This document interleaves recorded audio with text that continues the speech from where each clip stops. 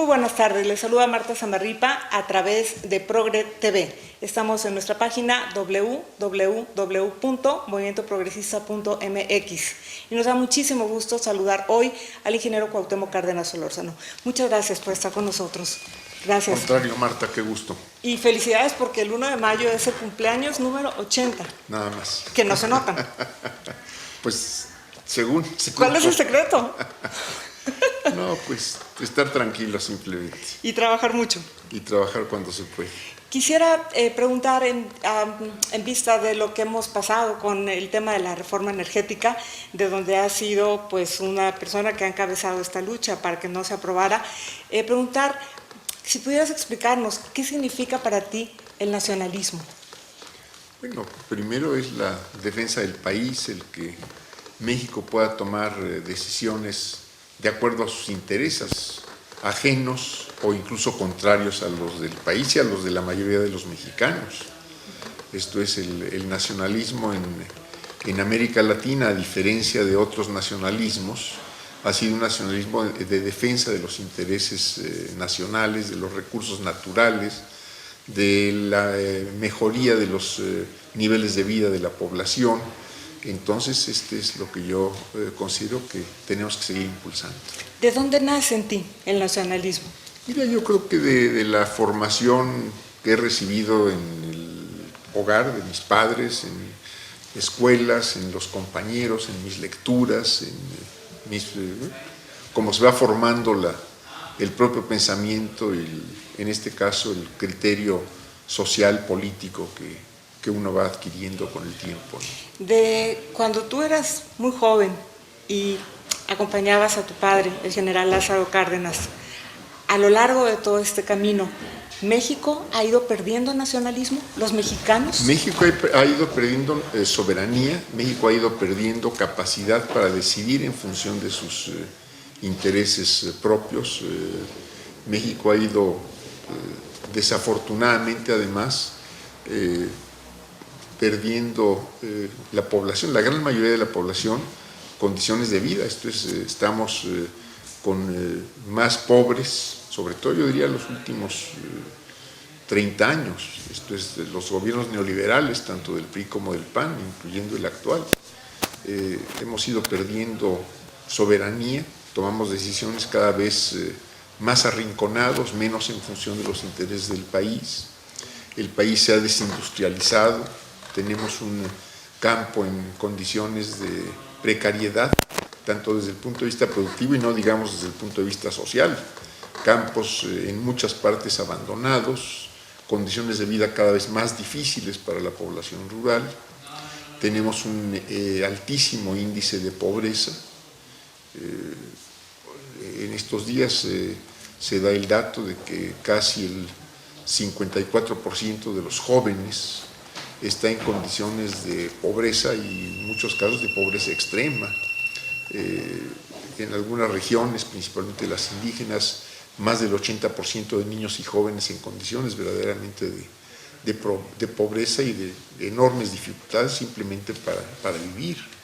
Entonces, esto es lo que hemos visto a lo largo de estos años, cómo se ha ido deteriorando la capacidad de México para desarrollarse. Hemos visto desaparecer ramas completas de la industria, hemos visto cómo se reducen las capacidades de producción en muchas áreas y cómo se concentra la riqueza, por otro lado, en grupos cada vez más reducidos de la población, cómo la desigualdad también ha ido creciendo en estos años. ¿Por qué, si este ha sido el resultado en estos últimos 30 años, por qué se insiste en seguir por ese camino? Bueno, porque quienes gobiernan son parte de los grupos que se benefician de esta situación, son parte de los grupos que concentran la riqueza, parte de los grupos que hacen grandes negocios en distintas áreas, pero que no están representando un verdadero desarrollo del país. Esto es desarrollo que distribuya de manera equitativa la riqueza pública. Leemos en los textos que la gente realmente acompañó a tu padre cuando la expropiación petrolera. ¿Qué pasa con los mexicanos? O sea, ¿a los mexicanos les dejó de interesar el petróleo No. o los valores nacionales o nuestra riqueza? Tenemos un gobierno, yo diría, mucho contrario a los intereses de la gran mayoría de los mexicanos, y un gobierno que depende en mucho o funciona para beneficiar a intereses contrarios a los del país. Por eso estas reformas en materia energética, y por eso estamos, por el otro lado, buscando revertir estas reformas con una consulta ciudadana, con una consulta popular que está por arrancar. Vamos a insistir en ello. Si ya se hizo una primera etapa, una recolección de más de 1.700.000 firmas para pedir la revocación de estas reformas constitucionales, y ahora que ya tenemos leyes secundarias en materia de consulta ciudadana, y que están presentándose también las leyes secundarias en materia energética, que las tendremos que conocer con detalle en estos días, pues también vamos a insistir en echar abajo estas reformas constitucionales en una consulta popular que pueda llevarse a refrendo de la población el próximo junio de 2015, cuando se lleve a cabo la elección federal. Esto que vivimos viene como el viejo dilema de siempre de liberales contra conservadores o conservadores contra liberales.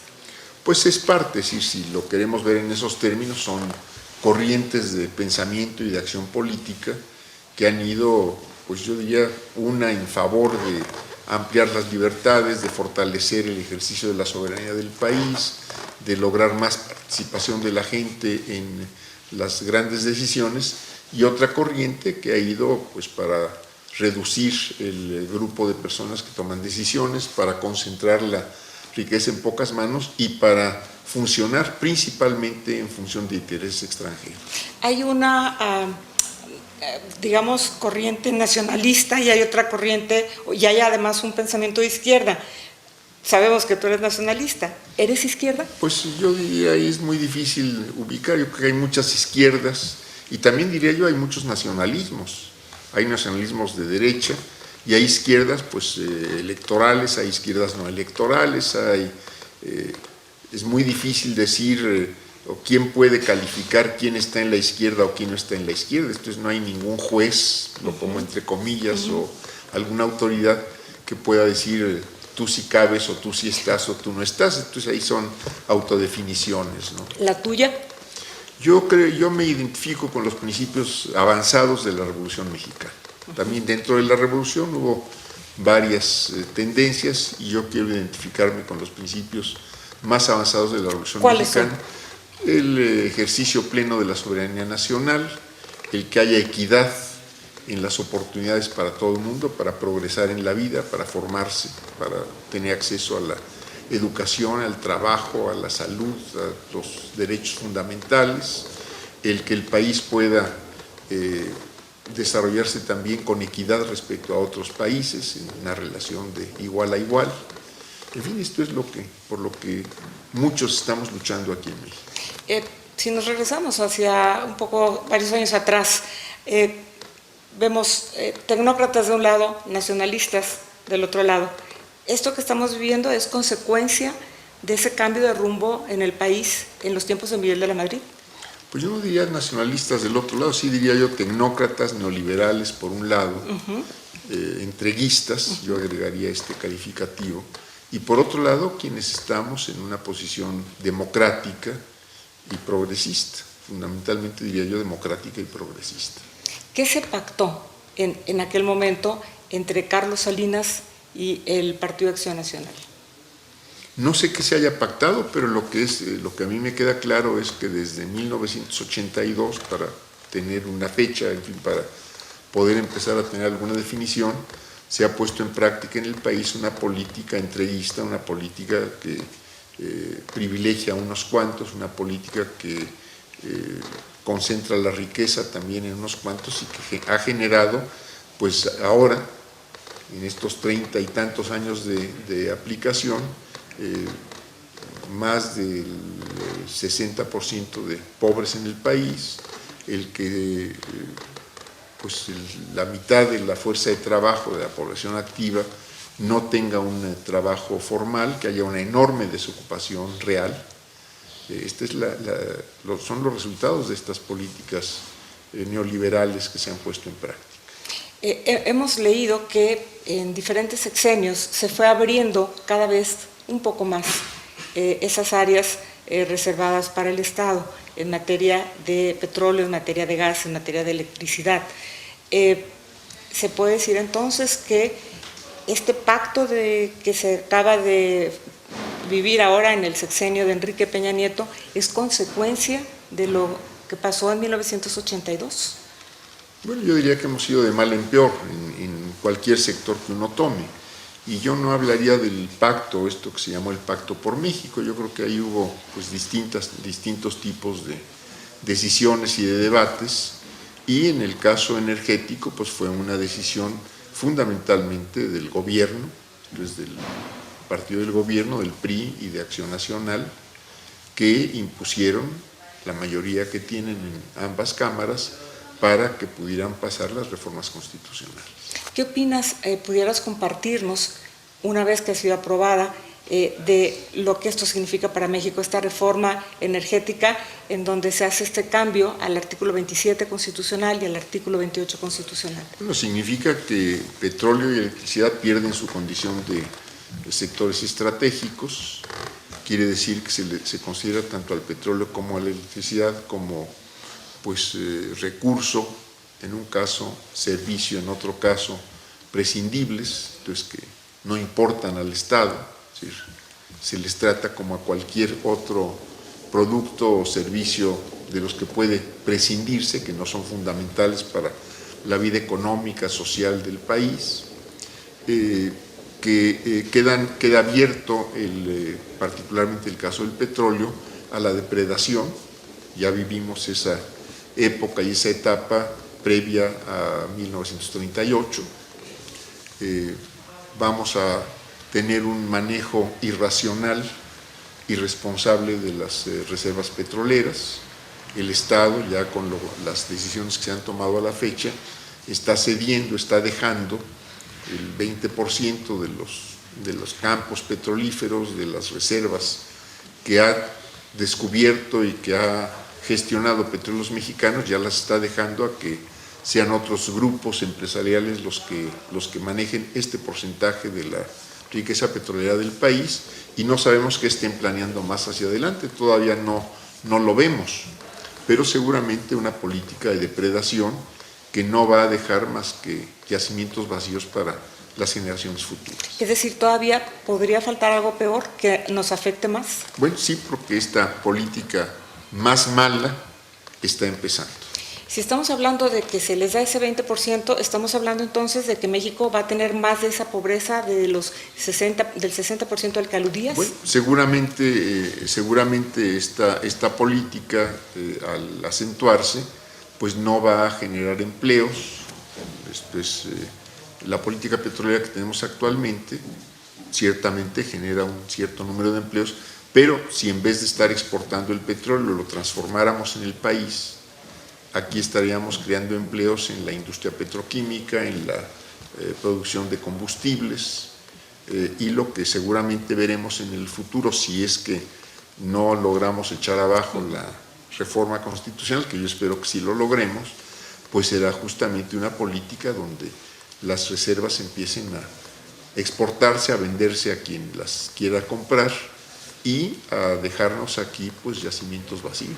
Aunque tú eras muy pequeñito cuando sucede lo de la expropiación petrolera, un niño, ¿cómo pudieras describirnos, precisamente tú, lo que significó esa decisión del general Lázaro Cárdenas, lo difícil que debe haber sido el haber corrido a todas estas empresas extranjeras? Mira, fue una confrontación muy dura la que tuvo el gobierno de México en 1938, porque no se enfrentó únicamente a las compañías. Esto no fue una confrontación únicamente del gobierno con empresas particulares, concesionarias de yacimientos petroleros, sino al final de cuentas pues hubo las presiones de los gobiernos que respaldaban a esas empresas, empezando pues nada menos que por el gobierno de Estados Unidos, que era el vecino. Entonces fueron negociaciones sumamente difíciles, complejas. Hubo incautación de barcos mexicanos que llevaban petróleo mexicano a distintas partes del mundo, hubo conflictos de carácter internacional y bueno, pues finalmente la situación mundial, el momento en que se decide la expropiación, también fue un cálculo audaz del gobierno de México de aquella época para, jugando con la situación mundial, pues poder dar este paso, pero esto no quiso decir que no hubiese habido dificultades posteriores a la propia expropiación. ¿Qué tenía Lázaro Cárdenas que no han tenido otros presidentes? Mira, primero yo diría pues la audacia de dar este paso y el haberse comportado con absoluto patriotismo. Contra pues potencias, ¿no? Y tuvo algo que muchos presidentes no han tenido, que es el respaldo de la gran mayoría de los mexicanos.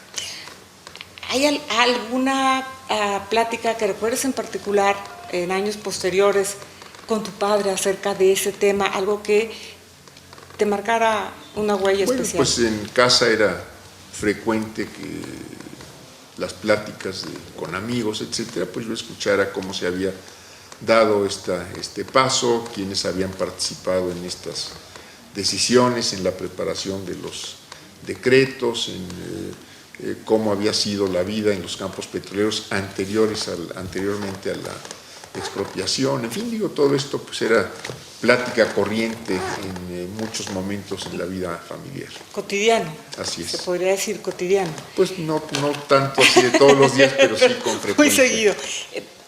Sí, bueno, tú eres una persona experto en el tema, además. Experto no, un especialista. trato de conocer Alguien cómo que se dan las conoce mucho cosas, de esto.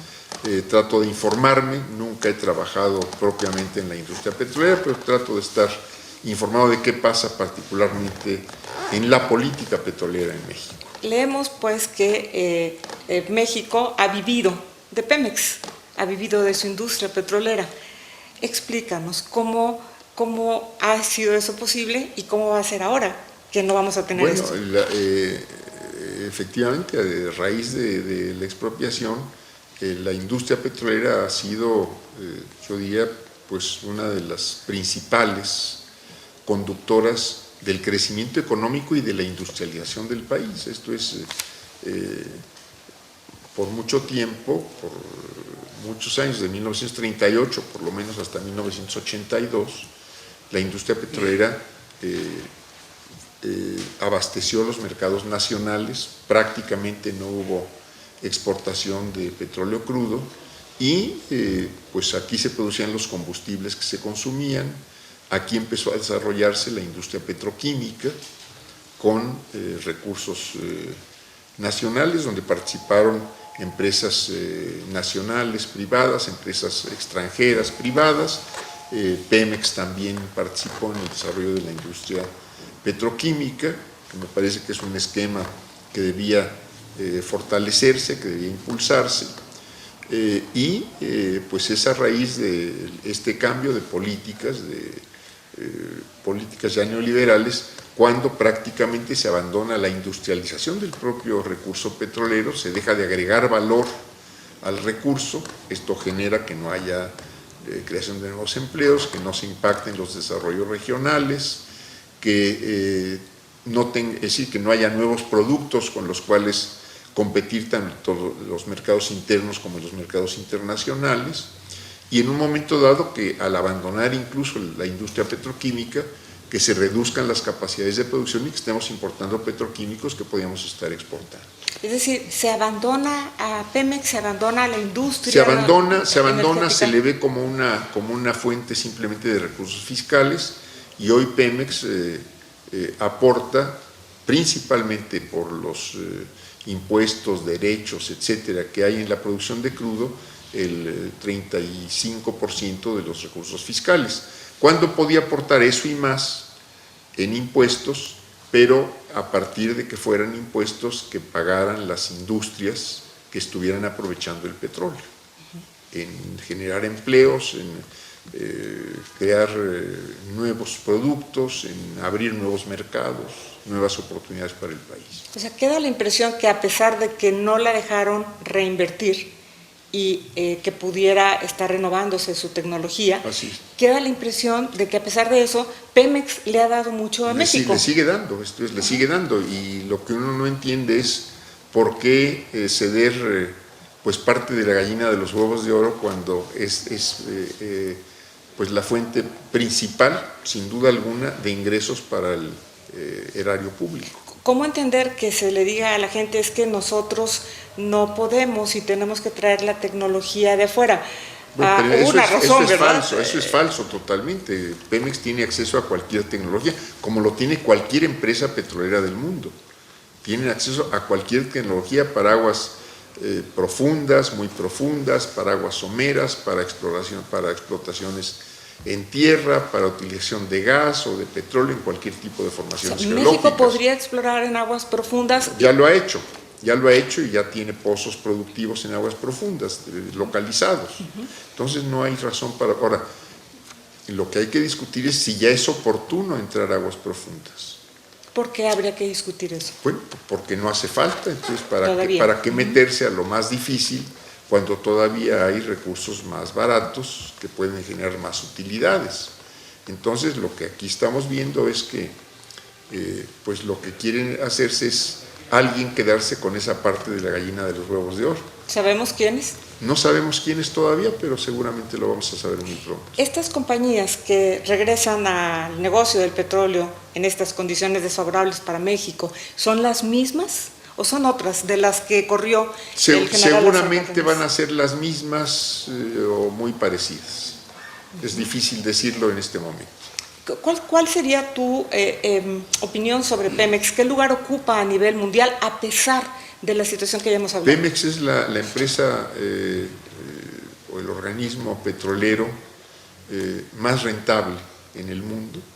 Sin duda es la empresa que genera las mayores utilidades antes de pagar impuestos. Tiene acceso a las mejores tecnologías, tiene rendimientos muy altos. A pesar de que lo desangran por todos lados, tiene rendimientos muy altos, tiene un capital humano muy importante en sus trabajadores de todo tipo, trabajadores de campo, técnicos, ingenieros, economistas, etcétera. Yo diría que es una empresa más allá de primer mundo, ¿no? Es decir, no hay que... escuchamos los argumentos. Hay que darle autonomía de gestión, que no se maneje con criterios de la Secretaría de Hacienda, que no sea la Secretaría de Hacienda la que decida si se explota más o se explota menos, que sea una política petrolera que se establezca de acuerdo con la mayoría de los ciudadanos, con aprobación del Congreso, etcétera. Necesitamos que haya autonomía de gestión, que haya autonomía presupuestal, que no le quiten los impuestos por adelantado, que pague impuestos como paga cualquier otra empresa productiva. Yo no creo que ningún inversionista privado vaya a venir y aceptar que le cobren impuestos por delante. Claro. Ninguno va a aceptar que primero le cobren y luego vean si gana o pierde. Entonces, ¿por qué no se modifica el régimen fiscal de Pemex desde ya y después se ve si efectivamente hacen falta otras reformas? Ahora, si hace falta mejorar la eficiencia administrativa, si hace falta, como en cualquier otra empresa, estar buscando mayores productividades, etcétera, pero esto es normal en cualquier actividad productiva, petrolera y no petrolera. ¿Cómo afecta a Pemex el sindicato petrolero? Leemos cómo surge el sindicato en búsqueda de la defensa de los derechos de los trabajadores petroleros, que estaban en muy malas condiciones en aquellos años, pero ahora parecería que hay una muy mala opinión de la gente acerca del sindicato petrolero. ¿Qué pudieras comentar? Mira, yo creo que hay que diferenciar también. Esto es, yo diría que la gente sindicalizada es uno de los activos más importantes y positivos con que cuenta Pemex. Esto no quiere decir que la cúpula sindical, los dirigentes, o todos los dirigentes, yo no podría generalizar, pero todos los dirigentes estén corrompidos, pero un gran número de dirigentes sindicales pues son, yo diría que claros ejemplos de corrupción. Y no olvidemos que para que haya corrupción adentro tiene que haber corrupción afuera. Entonces, no son solo los dirigentes o ciertos dirigentes sindicales, o hay funcionarios públicos o hay empresas privadas que participan de esa corrupción, porque el dinero sale de algún lado.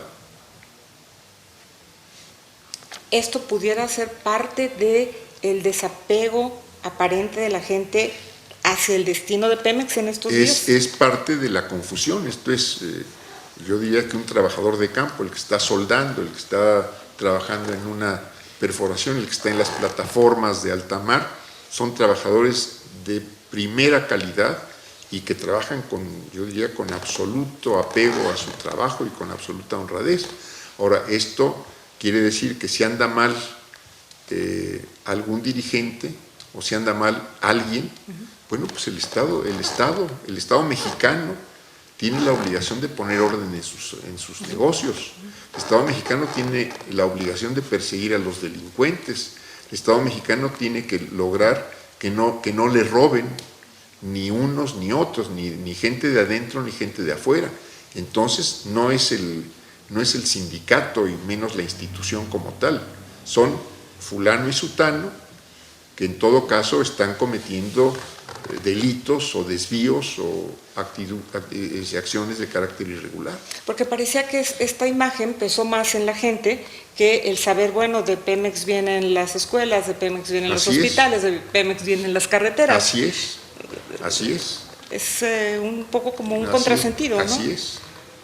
¿Qué opinas de la decisión de Enrique Peña Nieto de haber presentado esta reforma energética que nadie la llevó a cabo antes por lo que implicaba para México? Pues es una decisión antipatriótica, es una decisión contraria a los intereses fundamentales de México y yo espero que podamos revertirla con la consulta ciudadana. ¿Qué opinas del papel que hace el PAN y del papel que hace el PRD? Bueno, el PRD ha estado apoyando todas las medidas y todos los esfuerzos por frenar esta contrarreforma constitucional, por echarla abajo, por impulsar la consulta ciudadana. El PAN pues ha sido en este caso comparsa del gobierno. Has mencionado la consulta ciudadana. Se hizo un intento, se entregaron se hizo una consulta importante. 1.700.000 firmas, sí. Y sin embargo no se aceptó por parte de las instancias que pudieron. Todavía no tenemos una resolución.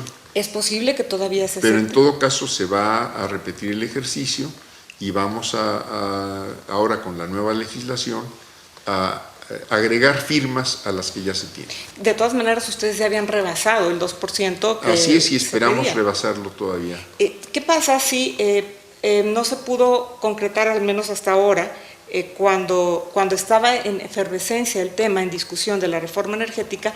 ¿Qué tanto interés puede tener si esto se insiste después de que ya ha sido un hecho la aprobación? Todavía no es un hecho la aprobación.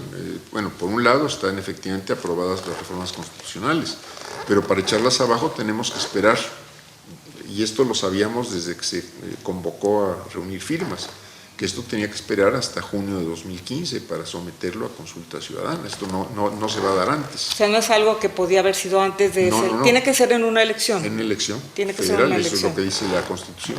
Llama mucho la atención algo que declara Enrique Peña Nieto para justificar la reversión de la expropiación petrolera. El aludir al presidente Lázaro Cárdenas como ejemplo de que él estaba haciendo lo mismo que hizo él en materia de la expropiación y ahora reversión. ¿Qué pudieras comentar sobre esto? Pues que es una afirmación totalmente falaz. Esto es, no hay ninguna razón para establecer una comparación, por más que la ley pueda semejarse a lo que había anteriormente. Hoy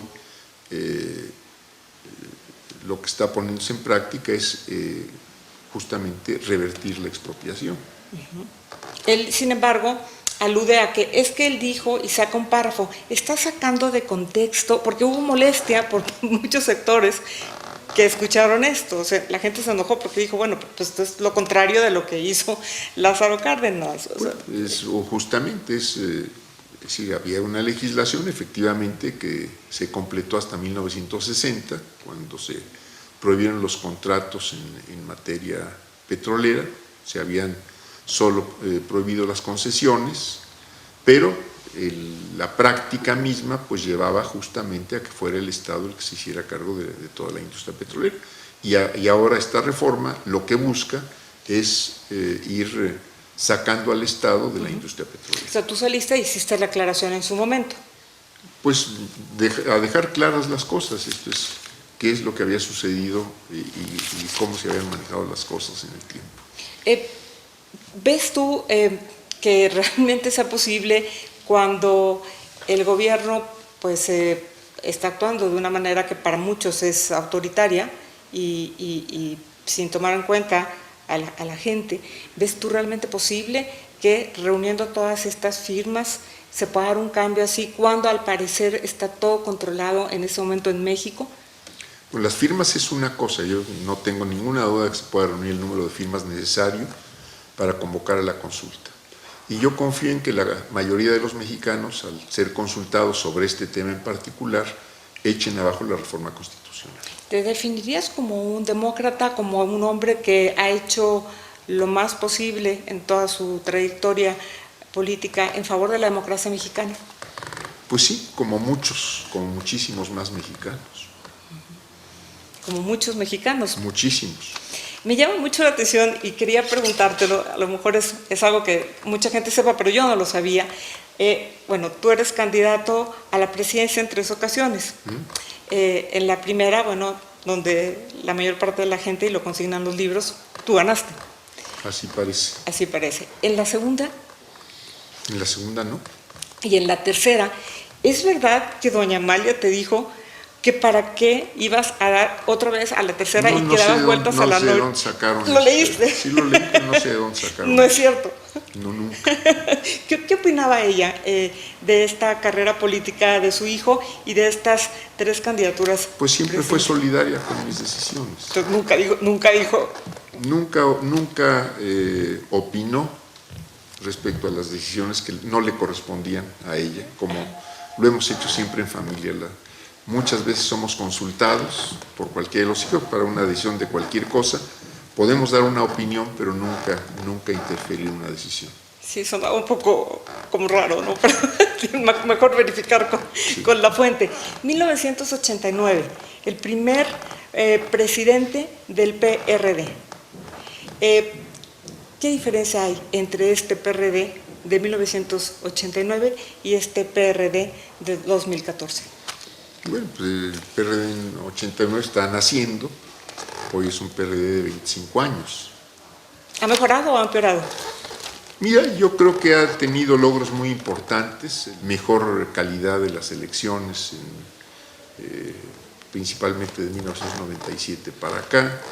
No hemos logrado echar abajo una política neoliberal que ha estado instrumentada y entreguista, instrumentada desde que nace el PRD y que sigue en práctica.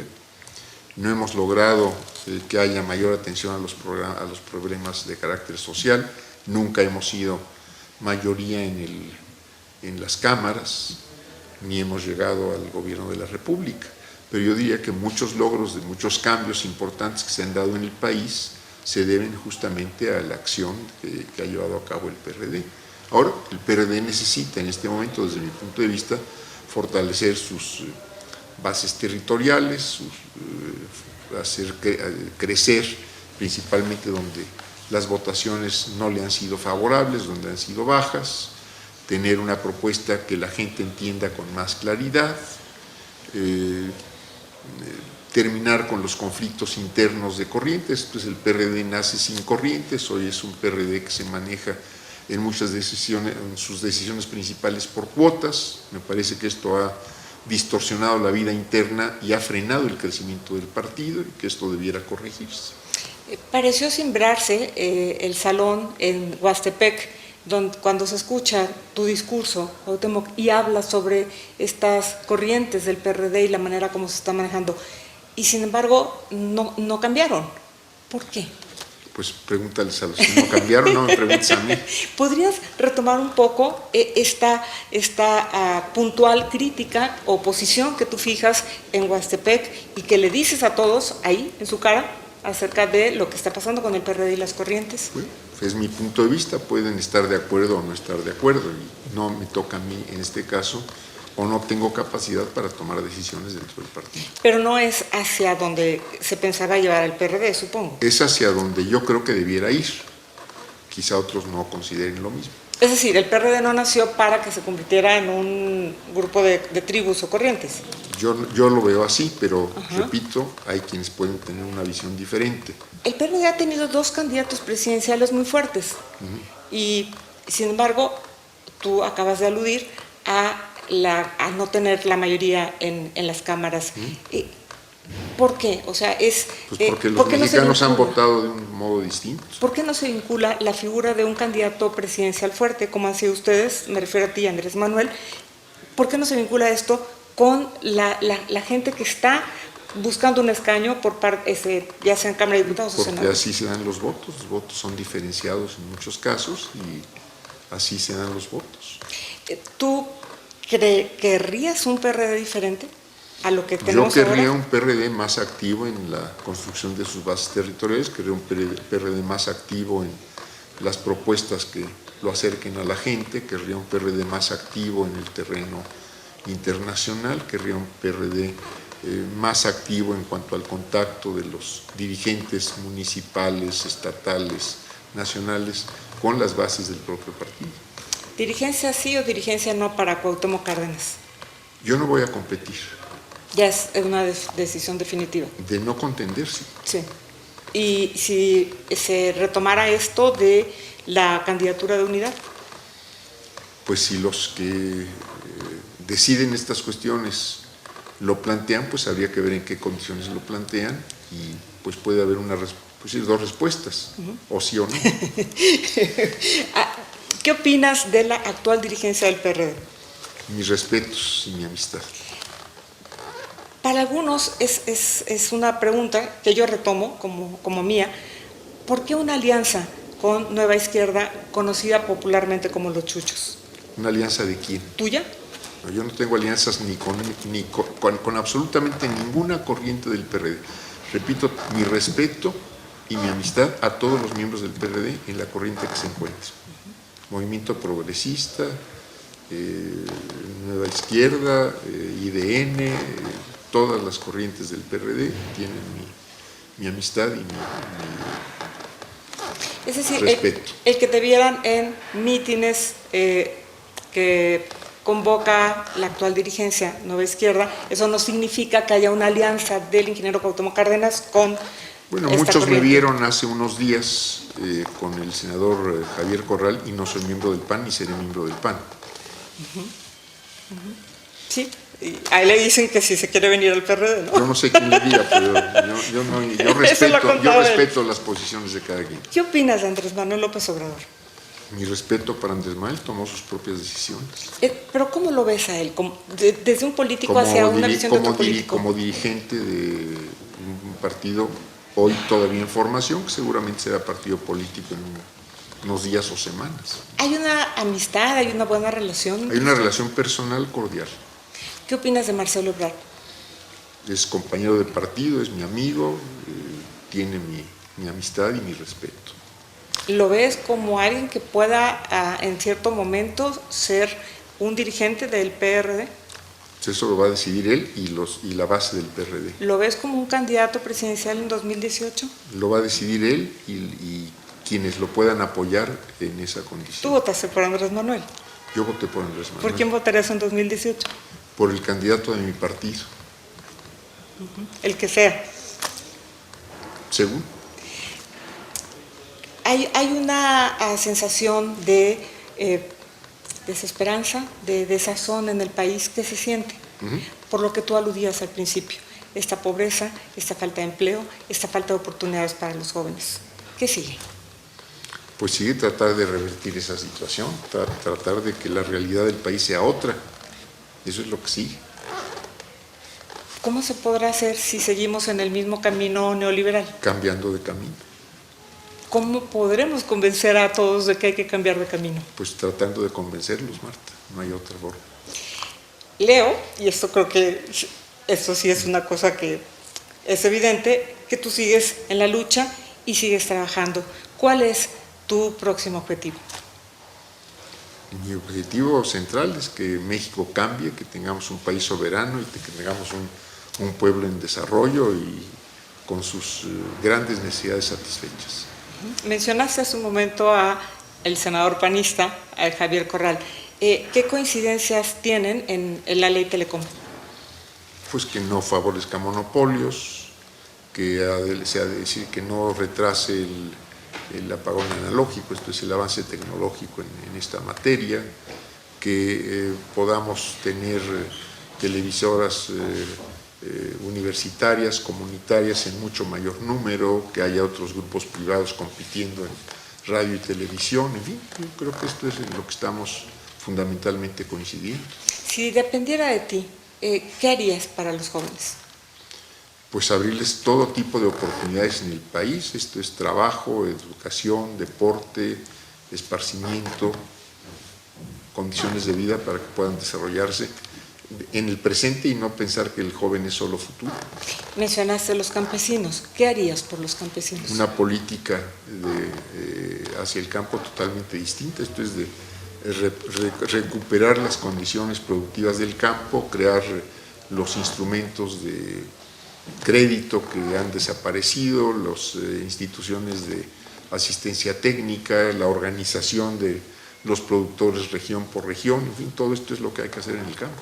¿Qué falta al ingeniero Cuauhtémoc Cárdenas por hacer en la política, por hacer para México?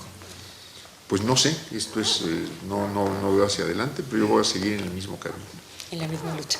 En la misma lucha. Muchísimas gracias, Cuauhtémoc. Contrario, Marta, muchas Qué gracias. amable, muchas gracias. Gracias por habernos acompañado aquí en Progre TV, les agradecemos y bueno, pues ha sido una plática con el ingeniero Cuauhtémoc Cárdenas Solorzano. Muchas gracias.